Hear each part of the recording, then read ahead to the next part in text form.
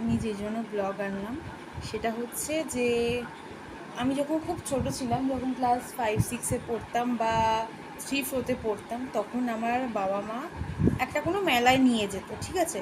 তো আমি মেলায় গিয়ে শুধু হচ্ছে খেলনাবাটি কিনতাম, ঠিক আছে, শুধু খেলনাবাটি কিনতাম। আর বাবা বলতো আর মা বলতো, টাকার কি গাছ হয় নাকি, সবসময় তুই যা চাইবি তাই দেবো।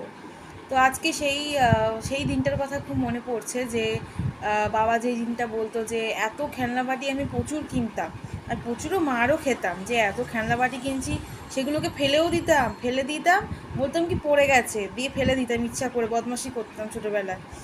তো তারপর আবার একটা কোনো মেলা হতো, প্রত্যেক বছরই মেলা হতো, প্রত্যেক বছর 4 প্যাকেট না 5 প্যাকেট শুধু খেলনা কিনতাম, মানে রান্নাবাটি সব জিনিসপত্র কিনতাম।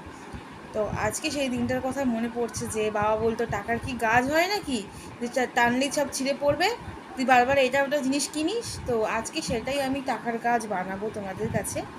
তো তার জন্য আমার লাগবে হচ্ছে এই যে হচ্ছে খবর পেপার, আর তার সাথে এটা লাগবে, আরও অনেক কিছু লাগবে, সেগুলো হয়তো ফুল রেডি করে তোমাদের কাছে দেখাবো।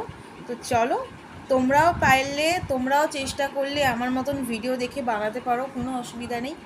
তো চলো, আমি নেক্সট ভিডিওতে তোমাদেরকে সবাইকে দেখাচ্ছি।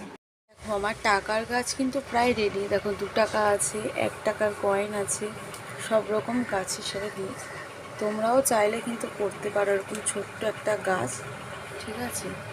তো আমি এক হাতে ধরে করছি বলে কন্ট্রোল হচ্ছে না, তোমরা চাইলেও এরকম সুন্দর সুন্দর গাছ বানাতে পারো, ঠিক আছে। তো কেমন লাগছে কমেন্ট করে বলো, আমি আরেকবার প্রথম থেকে দেখিয়ে দিচ্ছি, কেমন লাগছে বলো, প্রায়টা আমি আরেকবার দেখিয়ে দিচ্ছি।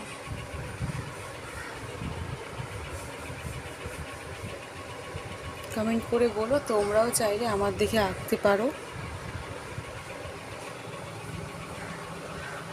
2 টাকা আছে, 1 টাকা আছে, এখানে 1 টাকা, এখানে 2 টাকা,